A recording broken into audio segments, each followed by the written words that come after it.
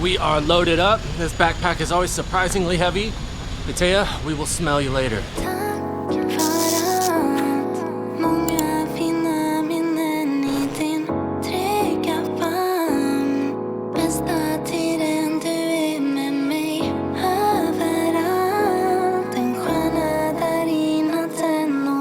Okay, so in standard Tempus TV fashion, we are about 5 hours behind schedule. It's the first day of rain in Pattaya in about a month. And I know I always preach, just go with the flow and shit happens, but most of the time when things kind of go awry, it does get under my skin a little bit, but today, I'm really not worried about it, which I think is a sign of progress.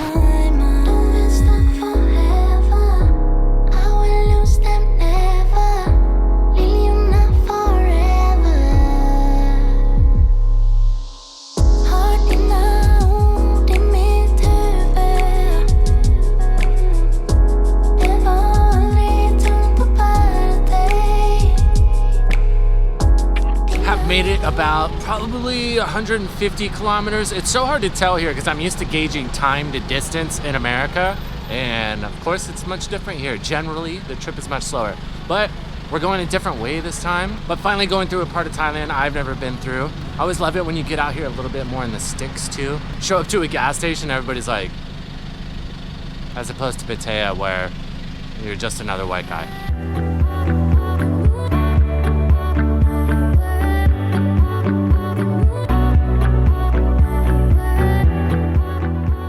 Things. One thing that I do love about driving through Thailand is all these like rest stops slash gas stations. I get hit with a huge wave of nostalgia every time I pull up because they remind me of the gas station from Toy Story. I'm just sitting here waiting for the Yo pizza truck to pull up.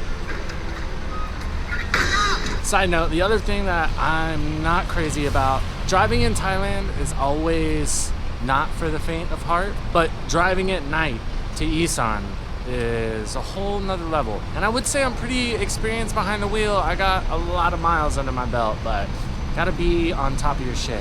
Okay, so touchdown in Serene, Thailand. I know you can't see shit right now. In all fairness, neither can I. The one light just turned out, but we made it. Gonna crash at the hotel tonight. This is the most like fever dream Flintstones meets like Alice in Wonderland hotel I've ever seen in my life, but for $11, what can you do? But we will be here for a few days, and obviously there will be some more to see tomorrow.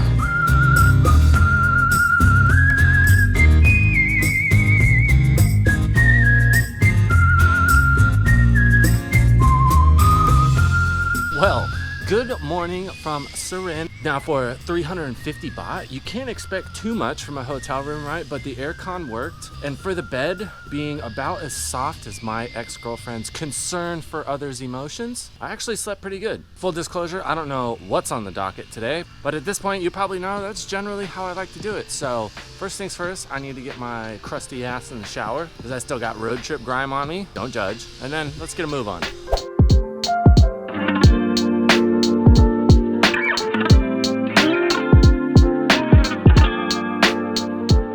So being that we are in Isan, I think the one thing I want to do, I want to see the factory where they make all the Pattaya bar girls.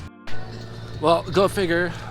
Food in Isan is actually spicy. That dude lit me up. But after always bitching in Pattaya about never getting spicy food, even when I ask for it, I'm about it. But if you don't like spicy and you're coming to Isan for some reason, be ready for that. Side note, I've also noticed two things about all the houses and farms and everything out here. One, of course, pretty much every house has a buffalo or multiple. Then the second thing, it seems to be either really humble, nice little farms, or some of these houses out here are super bougie. Big, huge. Kind of makes sense though. If you don't know, I grew up in the sticks in America, and it's kind of the same deal there. Some people got really humble little farms that, you know, just provide enough for everybody to be comfortable, and then other people have big, more industrial farms that are super successful, and they have a fat house with a big workshop. So that's one of many things I'm kind of noticing that's similar between here and where I grew up.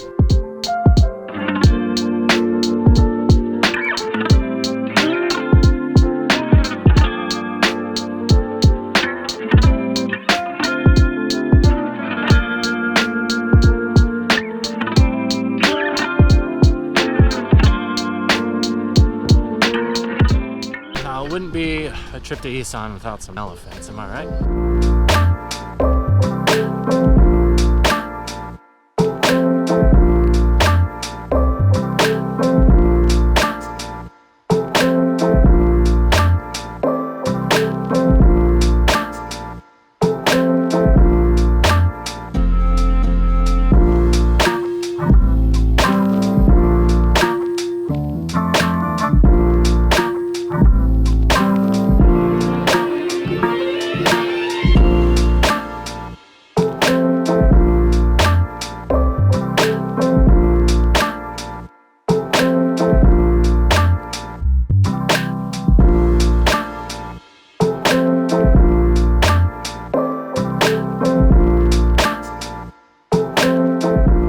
I will get some of you trolls in the comments like, oh man, that's messed up, they're exploiting animals. Let me give you a couple things to think about. One, I have been involved in animal rescue or conservationship in one way or another my entire life. I grew up raising animals. I worked at shelters where we rescued and rehomed dogs. I donate something every year to some sort of foundation. And one really cool thing about Thailand is the government does a lot to help these guys out and help these elephants out.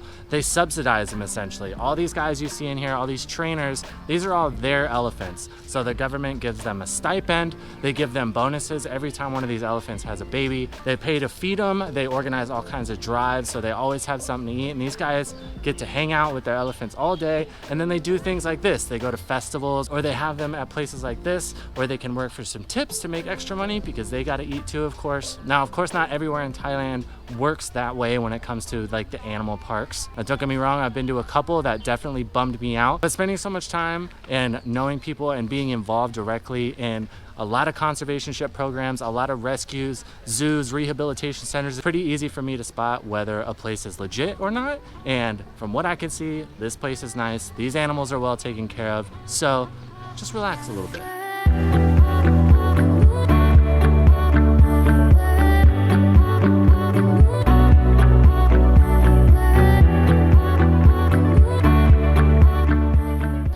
So Elephant World, Serene, I would call that a win if you're looking to do like an elephant experience, or you want to feed some elephants in Thailand. If you want to make the journey, I'd say that's a good spot. And now I'm starving. We're actually switching hotels, so this is just part one. Stay tuned for part two.